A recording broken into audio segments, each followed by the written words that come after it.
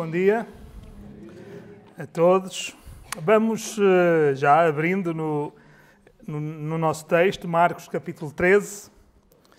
Voltamos então hoje à nossa série em Marcos, depois deste interregno.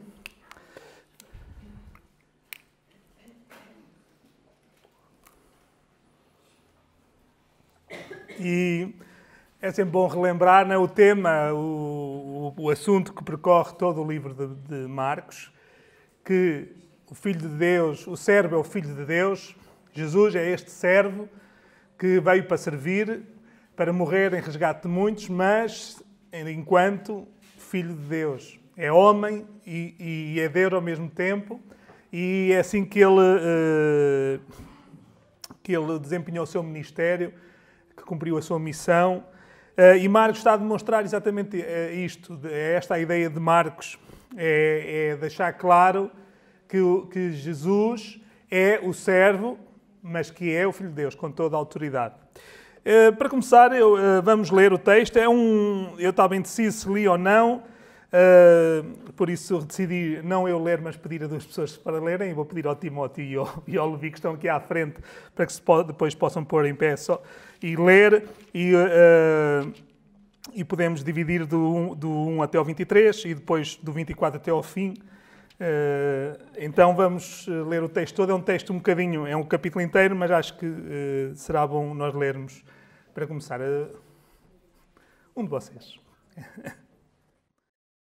E saindo ele do templo, disse-lhe um dos seus discípulos: Mestre, olha que pedras e que edifícios! E respondendo Jesus disse-lhe: Veja estes grandes edifícios? Não ficará pedra sobre pedra que não seja derrubada. E, assentando-se ele no Monte das Oliveiras, defronte do templo, Pedro e Tiago e João e André lhe perguntaram em particular: Dize-nos, quando serão estas coisas? E que sinal haverá quando todas elas estiverem para se cumprir? E Jesus, respondendo-lhes, começou a dizer: Olhai que ninguém vos engane, porque muitos virão em meu nome, dizendo: Eu sou o Cristo, e enganarão a muitos. E quando ouvirdes de guerras e de rumores de guerras, não vos perturbeis, porque assim deve acontecer, mas ainda não será o fim, porque se levantará nação contra nação, e reino contra reino, e haverá terremotos em diversos lugares, e haverá fomes e tribulações. Estas coisas serão os princípios das dores. Mas olhai por vós mesmos, porque vos entregarão aos concílios e às sinagogas, e sereis açoitados e sereis apresentados perante presidentes e reis por amor de mim, para lhes servir de testemunho. Mas importa que o Evangelho seja primeiramente pregado entre todas as nações. Quando, pois, vos conduzirem e vos entregarem, não estejais ansiosos de antemão pelo que haveis de dizer, nem premediteis, mas o que vos for dado naquela hora, isso falai, porque não sois vós os que falais, mas o Espírito Santo. E o irmão entregará à morte o irmão, e o pai ao filho, e levantar-se-ão os filhos contra os pais, e os farão morrer. E sereis odiados por todos por causa do meu nome. Mas quem perseverar até ao fim será salvo. Ora, quando vós virdes a abominação do assolamento, que foi predita por Daniel, o profeta, estando aonde não deve estar, quem leia entenda, então os que estiverem na Judeia fujam para os montes, e o que estiver sobre o telhado não deixa para casa, nem entra a tomar coisa alguma de sua casa. E o que estiver no campo não volta atrás para tomar as suas vestes. Mas ai das grávidas e das que criarem naqueles dias.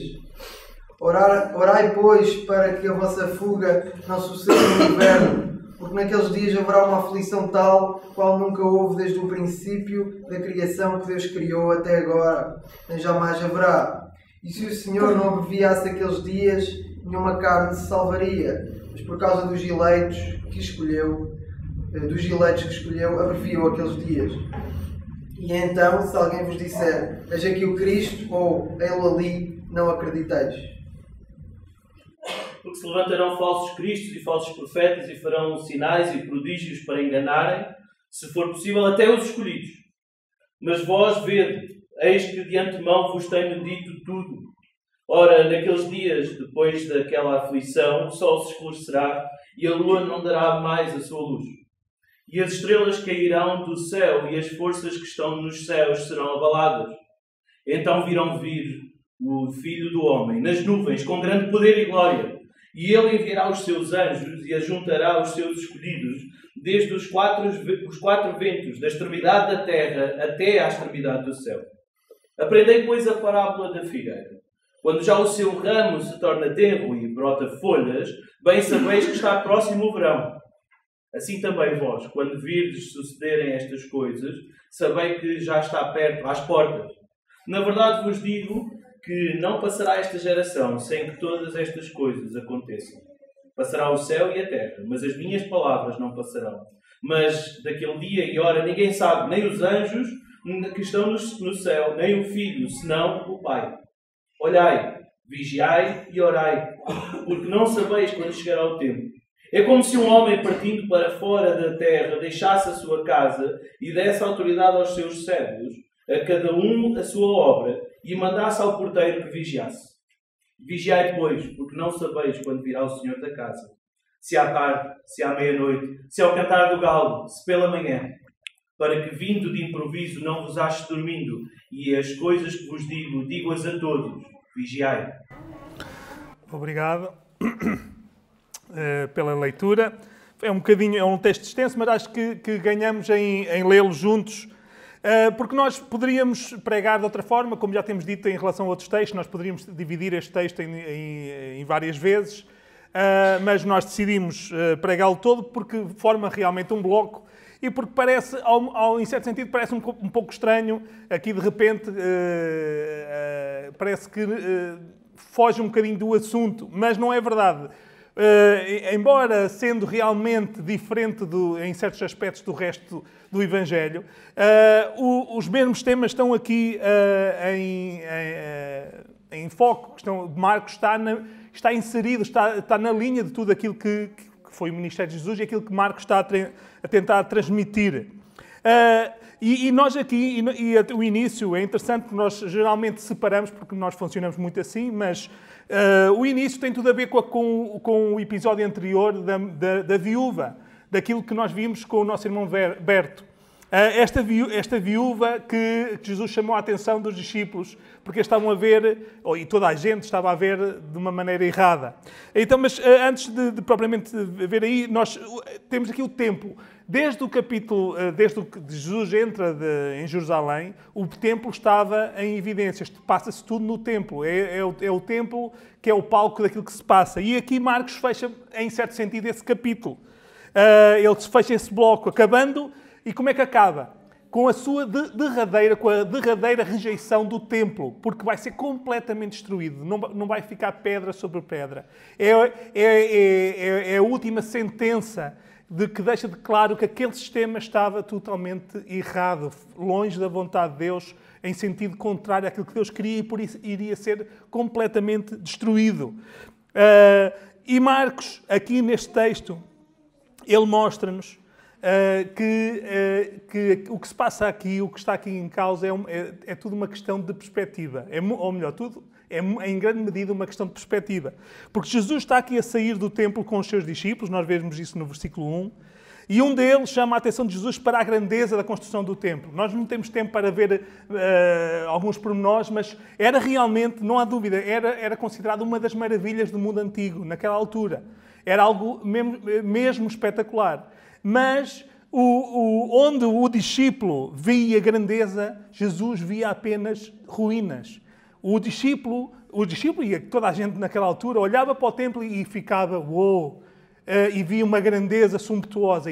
Mas Jesus tinha outra perspectiva e via apenas ruínas. Assim como ele olhou para a viúva e toda a gente via o que os fariseus, o que os ricos davam, e que davam grandes quantidades de dinheiro, e para eles, para toda a gente, parecia que eles ofereciam muito. E Jesus olhou para a viúva que parecia que não dava nada, e Jesus disse, olha, aquilo não vale, os que deram muito não deram nada, e aquela que deu pouco, deu tudo. Era uma questão de perspectiva, e Jesus estava a ensinar exatamente aos discípulos a verem pelos seus olhos e não pelos olhos humanos. E todo o sermão vai estar a tocar nesta ideia de como e para onde se deve olhar. Nós não temos tempo porque é um texto longo, mas se se prestássemos atenção particular, íamos ver que há muitas palavras que são repetidas aqui com esta ideia de olhar e palavras semelhantes, mas que jogam sempre com esta ideia de olhar. Além desta questão de perspectiva, todo o capítulo também vai terminar, o sermão que Jesus preferiu vai terminar com uma questão de autoridade. Ele vai terminar este sermão profético fazendo referência à sua autoridade, que é um tema que percorre todo o livro de Marcos. Mas o interessante é que não vai ser no sentido da sua, como a maior parte do livro, a sua autoridade reconhecida, mas o que foca é a ideia da sua autoridade delegada. Ele a delegar a sua autoridade nos seus discípulos. Vamos ver isso mais no fim. Então, mas para começar a ver propriamente o texto como um todo, nós vamos passar por cima de muita coisa, vamos tentar chegar às ideias principais e à ideia principal. Eu organizei desta maneira. Em primeiro lugar, nós vamos ver o que é que os discípulos e nós gostaríamos de saber, mas que não sabemos, que é o quando. Jesus sai do templo, então nós já vimos, Jesus está a sair do templo e sai para o lado do Monte das Oliveiras e dirige-se ao Monte das Oliveiras. E quando chega ao topo, a uma parte alta do Monte das Oliveiras, ele senta-se virado para a muralha de Jerusalém e era a parte onde estava o templo. Para quem tem na sua mente a imagem, mesmo a moderna, que muitas vezes onde se vê a mesquita, era esta, não com a mesquita, na altura era o templo, mas era esta a perspectiva que Jesus tinha. Ele sentou-se no monte a olhar para Jerusalém e aquilo que aparecia logo era aquela entrada e o templo ali que digamos que reinava naquela paisagem. E então ele senta-se e vem ter com ele 4 dos seus discípulos, Pedro, Tiago, João e André, e embalados, sugestionados por aquilo que Jesus tinha dito que não ia ficar pedra sobre pedra, eles vão fazer uma pergunta.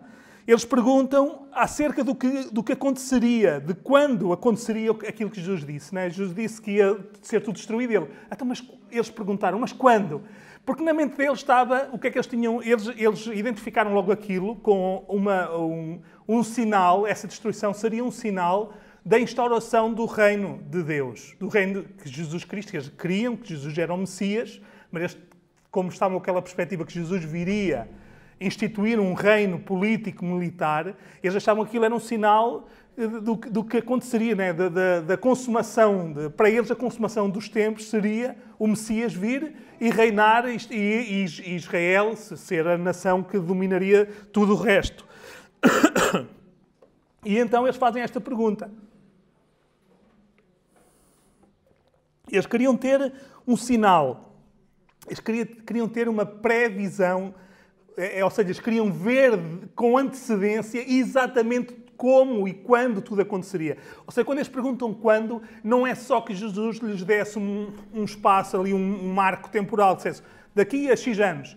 Eles queriam saber o quando, quer dizer quando, como, dá-nos os pormenores, diz-nos aquilo que nós podemos esperar para sabermos exatamente aquilo que vai acontecer. Ou seja, eles queriam saber o que é que ia acontecer, como ia ser e quando ia ser. Qual é a resposta de Jesus? Nós percebemos logo que não era aquilo que eles estavam à espera no versículo 5. Porque eles fazem-lhe a pergunta e Jesus disse, olhai, que ninguém vos engane. Senhor, não era bem isso, a gente queria saber coisas de... Agora, ninguém nos engana. Não... E Jesus começa a falar e nós percebemos que não é por ali que os discípulos... Não era isso que eles estavam à espera. A resposta de Jesus vai noutro sentido. E então, de uma maneira muito simplista, não dá para entrar a perspectiva também de hoje pregarmos este texto, não é nós entrarmos na discussão dos pormenores, é exatamente a perspectiva contrária. Não é nós estarmos aqui no detalhe, porque há muita discussão ali nos pormenores, o que é que Jesus estava a profetizar exatamente naquele versículo ou naquele. Há uns que acham que é mais uma coisa, outros. Ou seja, eu vou ser simplista, em certo sentido, eu vou dividir o texto em 3 nesse sentido, porque não é o propósito de falarmos exatamente nessa perspectiva de definir quando e o que é que vem antes e o que é que vem depois. Não é essa a perspectiva, tanto porque nós queremos que não é essa a perspectiva do texto, não é para aí que o texto nos quer conduzir, não é aí o ponto principal.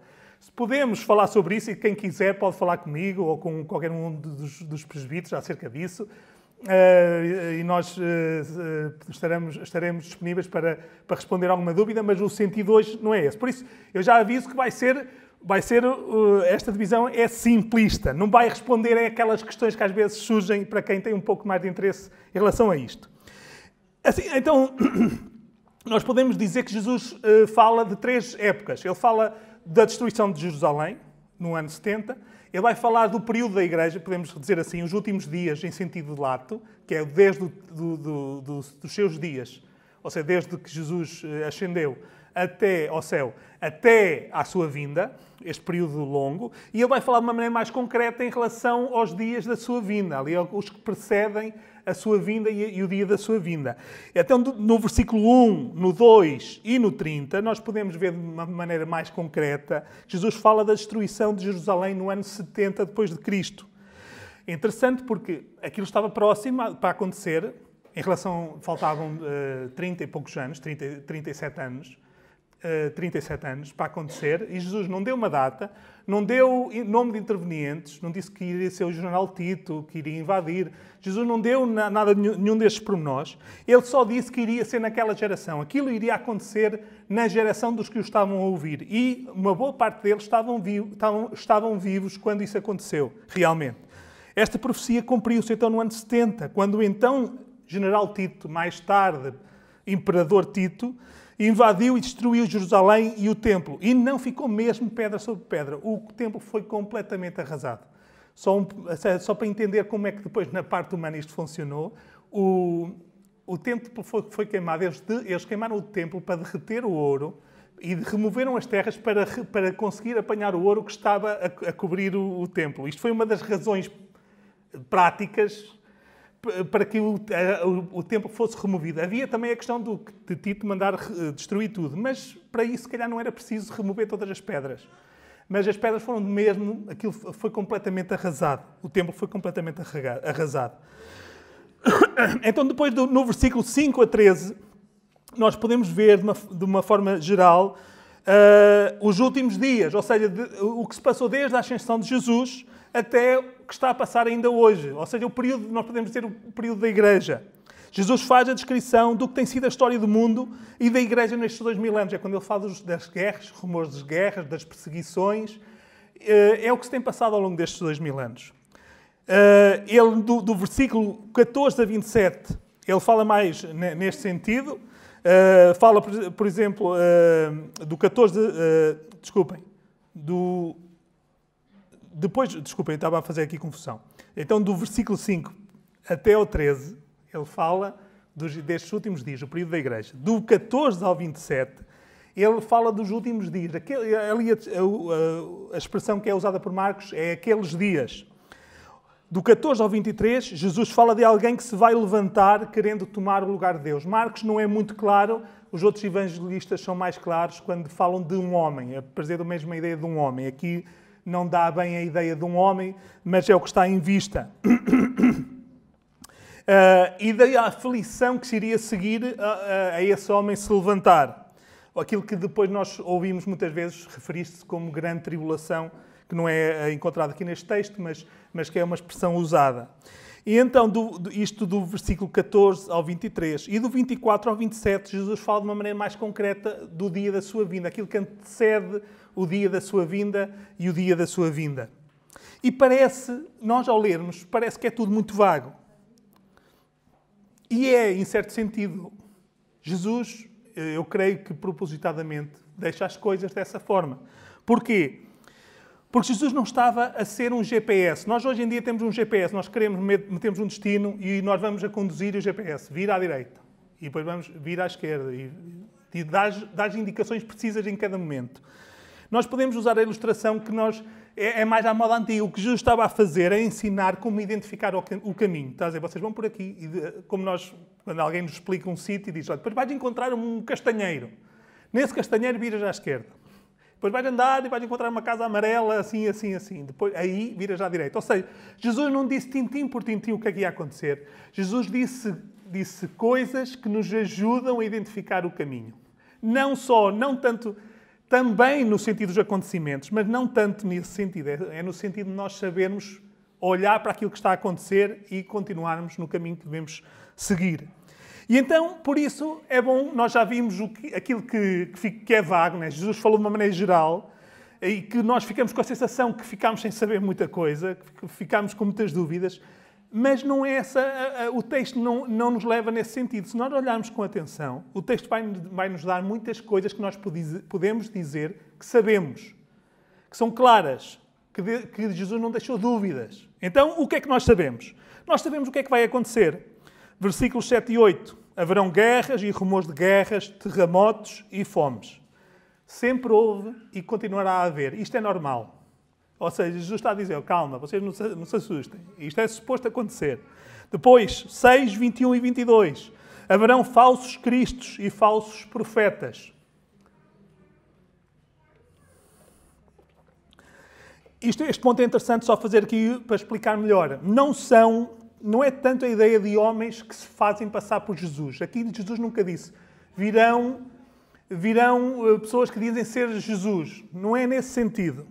Não é até porque se nós olharmos para a história, nós às vezes temos essa associação, mas geralmente aqueles que se associam, que dizem mesmo ser Jesus, não conheço nenhuma seita que tenha durado muito tempo, de pessoas que se dizem ser Jesus. Claramente Jesus, ou seja, identificam-se com Jesus de Nazaré. Dizem que são Jesus de Nazaré. O que está em causa são homens que dizem que são Messias. É esta a ideia, serem o Cristo, serem o Messias. Não necessariamente Jesus de Nazaré. Nós podemos pensar neste aspecto, podemos pensar em seitas e em religiões que nasceram desta maneira. Por exemplo, Maomé. Podemos pensar na religião muçulmana. Ele nunca negou sequer. Jesus é tido como um profeta para o Alcorão, para os muçulmanos. Mas ele disse que era ele era ele era superior a Jesus porque era o último profeta. Ou seja, ele era um Messias. Ele apresentou-se como um Messias, como um iluminado, como um ungido de Deus, para trazer algo que Jesus ainda não tinha conseguido trazer. E isto não é só fora da religião, fora da igreja. Também é que tem acontecido dentro da igreja, no sentido da igreja visível, cristandade. Tem surgido também, e é interessante perceber que muitas seitas surgiram desta maneira, de pessoas que se intitulando cristãos, ao mesmo tempo diziam que tinham uma revelação especial da parte de Deus.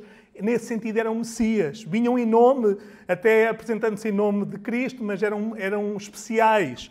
E podemos pensar, algumas, por exemplo, os Mormons, têm estas características. E algumas das seitas que surgiram também, mais conhecidas, é interessante que surgiram também pela tentativa de encontrar uma data para a vinda de Cristo. Por exemplo, temos os Adventistas do Sétimo Dia e os Testemunhas de Jeová, que nasceram exatamente da tentativa de achar uma data para a vinda de Cristo e que depois deu-se o desvio. E isto também serve para pensar que surgem falsos profetas, falsos cristos, que se assumem como iluminados, que trazem uma revelação que a Bíblia não traz, que vai além daquilo que a Bíblia diz, que assumem-se como ungidos de Deus e desviam muitos. E Jesus já estava aqui a avisar para isso. Versículos 9 a 13, de Jesus diz, haverá perseguição. Para nós é um bocado estranho porque nós vivemos numa bolha, podemos dizer, num parênteses, quer no sentido temporal, quer geográfico. Nós não vivemos a realidade da igreja, da maior parte da igreja, ao longo do tempo e ainda hoje. São mais os crentes perseguidos do que aqueles que vivem livres hoje. Ou vivem em contextos de perseguição ou com restrições. Nós no Ocidente não temos esta noção, mas Jesus avisou que isto iria ser assim, que a história da igreja seria marcada pela perseguição. Jesus disse que a identificação com o seu nome, o amor ao seu nome, levariam à rejeição e à perseguição e até ao sofrimento e à tortura. E a rejeição seria tal que muitas vezes viria dos mais próximos, dos irmãos, do pai, seria a própria família. Até isso também é uma realidade que nós, pela história, sabemos que aconteceu. E isto lembra as palavras de Jesus quando disse, nós já não tem muito tempo que vimos aqui em Marcos, se alguém quiser vir após mim, toma a sua cruz e siga-me. Mas Jesus também nos deu a certeza. Ele não deu só a certeza das perseguições, das prisões, da tortura. Ele deu a certeza que o Espírito Santo estaria connosco. Ou seja, isto são coisas, estamos a dizer as coisas que nós sabemos, que Jesus deixou claro que aconteceriam. Ele deu a certeza que o Espírito Santo estaria connosco. No versículo 14, nós sabemos que aparecerá o Anticristo. Chegará o dia em que se levantará um homem que vai querer estar no lugar de Deus. E por querer estar no lugar de Deus, ele vai perseguir o povo de Deus. E isto, mais uma vez, não quer dizer... A gente às vezes tem ideias pré-formadas acerca disto. Não quer dizer que seja um líder religioso propriamente que se assuma como um líder religioso. Pode não ser, mas será um homem que até pode ser dizer que não existe Deus, mas ele vai querer ter as honras de Deus, sentar-se no lugar de Deus. Mas Jesus também nos deu a certeza que Deus está a cuidar dos escolhidos, porque Ele diz que vai abreviar os dias por causa dos escolhidos, senão nenhuma carne se salvaria, não é? Então, não temos só a certeza que o Anticristo chegará, temos a certeza que Deus está a cuidar dos escolhidos. Sabemos também, versículo 31, que a palavra de Deus é imutável e eterna. Tudo o que Jesus disse vai acontecer. Nós já temos até a vantagem de saber que parte destas profecias que estão aqui já foram cumpridas. A queda de Jerusalém aconteceu e nós, lendo os registros históricos, nós percebemos que tem tudo a ver com aquilo que Jesus disse. E sabemos que o que tem sido a realidade da Igreja. Ou seja, isso dá-nos uma confiança extra. Temos já coisas que podemos comprovar que atestam a veracidade, a firmeza, a imutabilidade da profecia, das palavras de Jesus. E por fim, sabemos, versículo 26, sabemos que Jesus virá. Isto é um dado certo. Sabemos que Jesus virá. Esta é a verdade central do ensino acerca dos últimos dias. Quer seja aqui, quer seja em Tessalonicenses, Paulo, seja Pedro, seja o Apocalipse. Todos os textos não estão escritos para nós andarmos a ver datas e ali a ter grandes discussões, que às vezes podem ser interessantes e que podem existir até um certo ponto, mas não é esse o objetivo. O objetivo é encaminhar-nos para esta certeza. Jesus virá novamente. Não importa quem se levanta contra Cristo e o seu povo. Não importa a perseguição e o sofrimento que o povo de Deus possa sofrer. Não importa que pareça que o mal está a prevalecer. Porque no final Jesus virá com glória e poder. É o que Jesus disse. Que virá com glória e poder. Ou seja, será de maneira cabal e implementará o seu domínio. E não haverá mais outra forma de os homens se rebelarem contra o seu domínio. Mas sabemos não só o que vai acontecer, mas sabemos também como vai ser. Já dissemos um bocadinho, mas só para reforçar. Como é que vai ser, então? Não sabemos os pormenores, o tipo de pormenor que nós gostamos de saber. Mas sabemos o quê? Sabemos que vai ser difícil. E isso nós sabemos que vai ser. Jesus deixou claro que segui-lo não é fácil. Mas, pelo contrário, Jesus não promete facilidades, promete dificuldades. Se alguém decide seguir a Cristo para encontrar facilidades, tem que refletir melhor, porque não é isso que Jesus promete. Mas não será só difícil, será visível também. E em que sentido? Podíamos falar mais, mas dá para identificar, aquilo que Jesus disse, dá para identificar os falsos cristos e os falsos profetas. E vai dar para identificar o anticristo. Ou seja, nós hoje não podemos dizer, olha, este vai ser o anticristo. Vai ser assim, assim, assim. Mas quando ele se manifestar, vai dar para o identificar. É este o sentido que Jesus dá. Ele dá-nos marcos, dá-nos os tais castanheiros e as casas amarelas, que nós não conseguimos visualizar completamente antes de chegarmos ao sítio. Mas quando chegamos ao sítio, nós... era isto que me estavam a falar. Jesus dá-nos, e a palavra de Deus dá-nos informações para que quando chegar o dia, nós possamos identificar. Vai ser visível. E por fim, vai ser espetacular.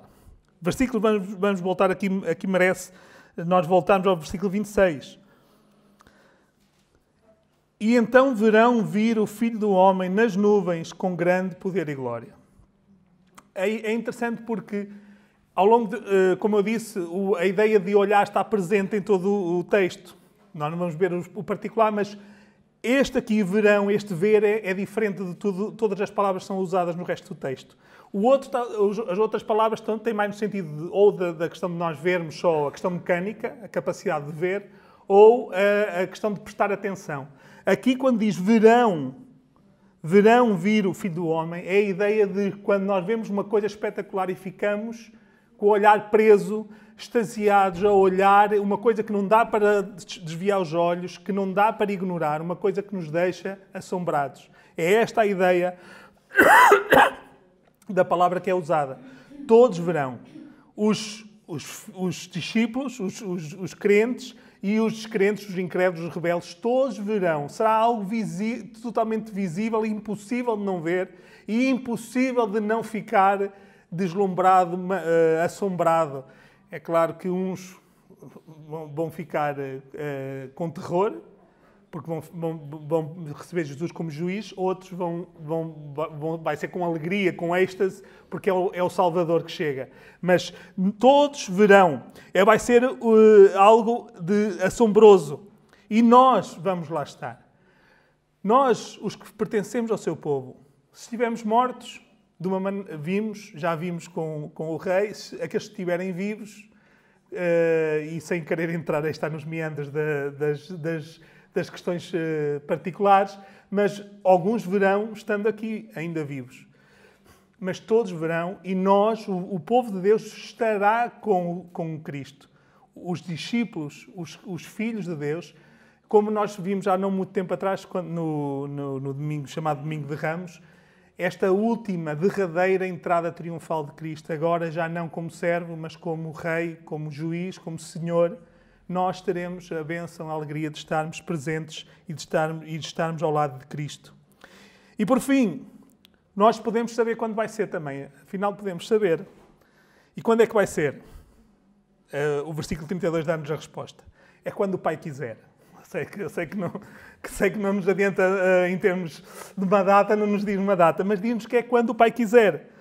Jesus disse, é interessante este versículo também, porque Jesus disse que nem o Filho, não sabem os anjos, não sabe homem nenhum, nem o Filho sabe qual é o dia. Isto também é um versículo que dá para muitos comentários, muita discussão. O que é que quer dizer? Eu, sinceramente, eu creio que é mais simples do que às vezes nós gostamos de fazer crer nas nossas discussões teológicas, especialmente aqueles que gostam destes argumentos. Perante todo o resto do ensino acerca de Jesus, não é que Jesus não saiba. O que está aqui em causa não é uma questão de conhecimento, é uma questão de preocupação. Jesus não está preocupado em saber. Ou seja, o que ele está a transmitir para os discípulos é exatamente isto. Olha, nem o Filho está a pensar no quando é que vai ser. O dia. Não é isso que está em foco. E é irónico que o Filho, que é Deus, não está preocupado em saber quando é que vai ser. Não é isso que o preocupa. Jesus, como Filho, sendo Deus, não estava preocupado quando é que ia ser, em saber o dia ou dizer qual era o dia. São os homens que despendem energia a tentar saber ou encontrar aqueles sinais que permitam ter uma ideia clara de quando é que vai ser e como é que vai ser. Ou dito de outra maneira, se o Filho, que é Deus, não está preocupado em saber quando vai ser, o dia, o momento e exatamente como é que vai ser, por que é que devemos ser nós a andar preocupados com isso, neste sentido? Não faz sentido nenhum. Perdoem-me a redundância. Então, já nós percebemos que sabemos muita coisa, que Jesus deixou claro muita coisa. Sabemos o que vai acontecer, sabemos como vai ser, sabemos quando vai ser. Claro, nem todo neste sentido que nós falamos. Mas Jesus termina, ou melhor, todo o texto vai nesse sentido e depois no fim Jesus reforça isto, que Jesus está a dizer-nos como olhar, para onde olhar. Ou seja, não estarmos presos a certos pormenores, mas para onde é que nós devemos dirigir o nosso olhar, a nossa atenção. E para isso Jesus começa por dizer em vários pontos do texto, não se preocupem. Quando ouvirem falar de guerras e rumores de guerras, o que é que diz? ali no versículo 7, o que é que Jesus diz? Calma. Assim deve acontecer, mas ainda não é o fim. Ou seja, voltando à ilustração do caminho. Estamos a andar no caminho e vemos de repente guerras, confusão, como nós estamos a viver hoje. Jesus diz, calma, segue em frente. Ainda não é aqui para virar, ainda não é tempo de virar. É para acontecer assim. Jesus também diz, quando vos prenderem e levarem perante as autoridades, calma, não fiquem ansiosos. O Espírito Santo está convosco. Ele vai tratar daquilo que for necessário vocês falarem. Calma. Ou seja, por um lado, Jesus está a dizer, olhem, não se preocupem. Mantenham-se calmos, não fiquem ansiosos com toda a confusão que possa existir para lá de vocês. Mas, ao mesmo tempo, Jesus diz, olhai, preocupem-se. Versículo 5, ninguém vos engana. Ou seja, atenção, ou seja, ouçam, vejam o que eles dizem, o que eles fazem. E não se deixem enganar, porque é fácil serem enganados. Não se deixem enganar, ou seja, preocupem, tomem atenção. Versículo 9, olhai por vós mesmos. Isto aqui em dois sentidos. Quer no sentido, pode ser visto no sentido da preservação da nossa vida, ou seja, não só aqui, mas nós podemos ler nossos textos, não é suposto, a não ser em casos excepcionais, temos na história casos que isso aconteceu e nós pode ter sido justo, ou seja, nós não somos chamados a entregar-nos ao martírio só de qualquer maneira. Sabemos que alguém está a perseguir cristãos e os cristãos vão-se lá apresentar para serem perseguidos. Assim, olha, cá estou, quero ser perseguido, quero ser preso, quero ser torturado. Não, por um lado, Jesus está a dizer, tomem cuidado convosco, porque vão-vos perseguir, vão-vos tentar prender. Ou seja, a fuga, o cuidado com a preservação da vida não está errado. Desde que não à custa dos princípios, daquilo que Deus diz, obviamente. Não à custa de trair, de negar a Cristo. Mas, num sentido olhai por vós mesmos, tenham cuidado porque vão tentar prender-vos, vão perseguir-vos. Noutro sentido também, no sentido de não cair na atitude de Pedro, cuidado de vós mesmos. Não encham o peito, não, quando vierem, se me apontarem uma arma, eu digo logo, não mudo, eu creio, e não há nada, eu não tenho medo nem de uma faca, nem de uma pistola. Uma realidade que, se calhar, não é impossível nós sermos confrontados hoje em dia, pelas notícias que nós vemos, já não está assim tão longe da nossa realidade. Cuidado com vós mesmos, não se armem heróis, vocês reconheçam a vossa fragilidade, não sejam Pedros que enchem o peito e depois acabam por negar. Também neste sentido, nós estarmos preparados, nós temos atenção connosco para estarmos preparados para quando surgir a perseguição, a dificuldade. E no versículo 23, Jesus diz, vejam, disse-vos tudo o que precisam saber. Eis que vos tenho dito, de antemão vos tenho dito tudo. Mais uma vez, reforçando, não para especular, Jesus não disse tudo que dê para nós fazermos um mapa com as datas e não dá para fazer isso, mas Jesus deu-nos o que é necessário para identificar os falsos cristos e o anticristo. Podemos ler aquilo que acontece à luz daquilo que Jesus ensina e identificar aquilo que Jesus, através daquilo que Jesus nos diz. E, por fim, Jesus, nesta ideia de tomem cuidado, preocupem-se, tomem atenção, versículos 33 a 37, Jesus termina com a palavra de ordem sendo vigiem. Vigiai, vigiem. Jesus resume aqui a ideia de todo o sermão, a partir do versículo 33. Jesus usa a parábola de um homem que parte para fora da sua terra. O homem, nós lemos isso, vocês podem pôr os vossos olhos a partir do versículo 33. O homem deixa a sua casa à responsabilidade dos seus servos. Ele dá autoridade aos servos para cuidarem da sua casa. E dá a cada um uma responsabilidade específica. E é referida à responsabilidade que é dada ao porteiro. Ele manda que vigie. Ou seja, é uma parábola que nós percebemos claramente o que é que Jesus está a dizer. Ele é o homem que se vai ausentar da sua casa. E ele morreu, ressuscitou e foi para o céu. Ascendeu aos céus. Mas ele deixou-nos aqui, deixou os seus discípulos aqui na terra para cuidarem da sua casa. Paulo, por exemplo, vai dizer a Timóteo, né, para que Timóteo se saiba comportar, saiba dirigir na casa, na igreja, que é a casa do Deus vivo. Ou seja, Jesus deixou os seus servos para continuarem a sua obra, para fazer aquilo que é a sua vontade. Não é por nada que somos o corpo de Cristo. Ele é a cabeça do corpo, nós somos o corpo. Somos nós que estamos aqui, que temos a ação, que temos a responsabilidade de cuidar da obra de Deus, debaixo da autoridade. Jesus delegou a sua autoridade nos seus servos, deixando-lhes a responsabilidade de cuidarem da sua casa.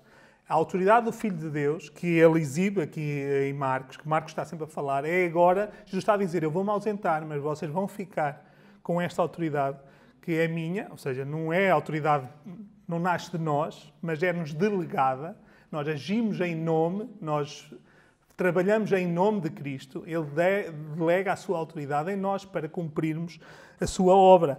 O foco, ou seja, o que Jesus está aqui a dizer, o foco que Ele está a transmitir, é que não é de antecipar os acontecimentos ou quem é o anticristo. O foco é servir o nosso Senhor enquanto aguardamos a sua vinda.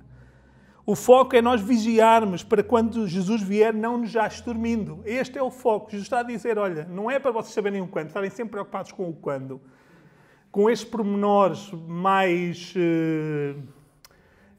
de curiosidade, né? que nós temos uma tendência para seguir. O foco é vocês estarem preocupados em fazer aquilo que eu vos mando e à espera que seja a hora de eu voltar, para que quando eu voltar vocês estejam a trabalhar e não estejam distraídos com outras coisas.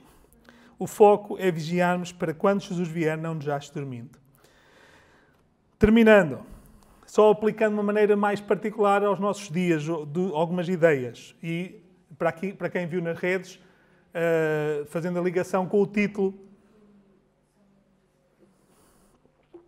da pregação, que é Cabeça nas Nuvens. Nós temos, este texto dá-nos este desafio, parece um pouco contraditório. Por um lado, diz-nos para nós não andarmos com a cabeça nas nuvens. Por outro lado, diz para andarmos com a cabeça nas nuvens. Não andes com a cabeça nas nuvens. Cuidado com as especulações, com coisas muito etéreas, ou melhor, andar com grandes ideias, a tentar perceber o quando, como. Cuidado com as especulações. A vinda do Senhor não é para especular, é para esperar. Cuidado com a distração. Se, por um lado, nós temos de ter cuidado com estas especulações, por outro lado, não é para nós vivermos alienados, ou seja, como se nós não vivêssemos no mundo e não tivéssemos que prestar atenção ao que está a acontecer. A ideia é olhar para tudo aquilo que acontece no mundo, mais perto ou mais longe, pela perspectiva de Deus, sem pânico ou ansiedade, mas com sentido crítico, ou seja, olhando, lendo, percebendo o que é que está a acontecer, porque é que o mundo vai numa certa direção, porque é que a sociedade, porque é que os líderes, porque é que acontece isto ou aquilo, e não lendo isso tudo só numa perspectiva humana, mas conferindo com aquilo que a Bíblia diz, em todos os aspectos. Cuidado com os messias, ou seja, não andemos com a cabeça nas nuvens, políticos ou religiosos. Tanto há messias políticos, e há muitos, e pode ser uma dificuldade entre nós, há muitos crentes que estão a cair nesse erro, que veem em homens, isto não quer dizer que não possam concordar mais com eles e até votar neles. Uma coisa é votar, outra coisa é achar que eles são a solução para todos os problemas das nossas sociedades. Não há messias. Eles podem ser titulares, mas não há salvadores. Então, cuidado com os messias políticos, mas cuidado também com os messias religiosos. Com todos com aqueles que se apresentam como iluminados, ungidos de uma maneira particular, com a última revelação. Cuidado. Porque nós, e hoje em dia temos a bênção da internet, que é muito bom, ou podemos ouvir muitas pregações boas, mas também, no meio, também podem vir muitas pregações más. Há muitos que têm um discurso bonito, mas que podem ser falsos profetas, ou, pelo menos, ensinarem coisas que nos desviem, mesmo que não sejam falsos profetas no sentido de quererem enganar, mas podem desviar-nos do ensino da sã doutrina. Por isso, cuidado com aquilo que vemos na internet. Há muita coisa boa, mas cuidado. E eu também deixava o conselho. às vezes não é mau perguntar a pessoas que não só aos presbíteros, mas de uma maneira particular aos presbíteros, mas não só pessoas que vocês reconheçam como sábias, como conhecedoras da palavra de Deus, para saber se aquilo que estão a ouvir é confiável ou não, porque há muita coisa que nos chega e que nem tudo é bom.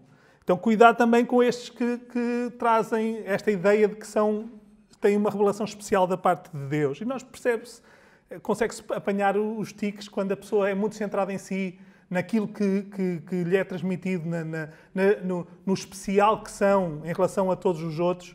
Geralmente são sinais de alerta em relação a estes falsos profetas. Cuidado contigo. Prepara-te para a rejeição e para a perseguição. Nós vivemos numa realidade que parece que está longe. Mas a perseguição pode ter várias formas. Pode até ser apenas uma perseguição social. Hoje em dia também se calhar, aquilo que nos pode acontecer mais rapidamente. Mas nós devemos estar preparados, ter cuidado connosco próprios, para que quando chegar, nós não sejamos apanhados também de surpresa. Mas somos chamados, então, não andar com a cabeça nas nuvens, mas somos chamados a andar com a cabeça nas nuvens. Porquê? Porque é de lá que nós veremos o Senhor a vir. É de lá que é o que diz o texto. Verão vir o Filho do Homem nas nuvens. Não quer dizer que vai estar um dia nublado, obviamente. Pode estar um dia totalmente limpo e não haver nuvens nenhumas. Nós percebemos, isto é uma expressão para nos dizer que Ele vem do céu. Ele vai descer do céu e vai descer com os pés aqui novamente na terra. A ideia é exatamente o texto diz-nos para nós, andando com os olhos, andando aqui na terra, não a dormir, mas com a cabeça nas nuvens neste sentido, esperando. A expectativa da vinda do Senhor deve alimentar o nosso serviço, não nos deve estar. A nossa cabeça nas nuvens, da maneira que Deus quer, não nos leva a viver nas nuvens no sentido errado. Leva-nos a estar aqui, a trabalhar aqui, a viver aqui, fazendo o que Deus quer, o que Deus tem para nós fazermos. Como igreja e individualmente, depois, cada um dentro da sua responsabilidade. Esta expectativa deve alimentar a nossa fidelidade e o nosso amor zeloso pelo nosso Salvador. A Igreja tem a autoridade delegada pelo Filho de Deus para cumprir a sua missão. Ou seja, nós não estamos a agir em nome próprio. Nós não estamos, cada um por si, e com base na sua própria autoridade. Nós, não no sentido, obviamente, pois já há desvios, há quem se assuma um lugar que não deve, que é como se em si mesma, a Igreja em si mesma não tem autoridade. Quer a Igreja Universal, quer nós aqui como Igreja, nós não temos autoridade por nós próprios. Não é nesse sentido, mas nós temos a autoridade que Jesus nos deixou para cumprirmos a missão que Ele nos deixou também. Nós agimos em seu nome. E para isso, Jesus deu-nos não só trabalho específico, como dons também para executar esse trabalho específico. Temos responsabilidades particulares dentro da Igreja, cada um de nós. Então, a expectativa pela vinda do Senhor deve alimentar o nosso serviço particular, diário, de todos os dias, como Igreja e individualmente. O desafio é anseia pelo grande dia em que Jesus virá, como nós cantamos. Em que faremos parte daqueles que somos seus, faremos parte deste cortejo triunfante. Nós muitas vezes, é muito etéreo para nós, mas nós somos chamados vez após vez neste sentido. Servindo a Deus aqui na prática, no concreto, vivendo neste mundo, mas esperando a sua vinda, com a cabeça nas nuvens neste sentido. Vigia para que Jesus te encontre no teu posto quando voltar e não te aches dormindo. Com esta expectativa, com este sentimento, não só de trabalhar, mas trabalhando, esperando, ansiando, desejando o dia em que pela morte ou mesmo pela vinda nós possamos encontrar novamente com o nosso Senhor. Que assim seja, para a sua glória, para a nossa alegria também, para o nosso ânimo, para que nós possamos viver de uma maneira mais confiante, mais segura, para que possamos trabalhar de uma maneira mais alegre, para que possamos realmente satisfazer-nos em Deus e glorificar o seu nome.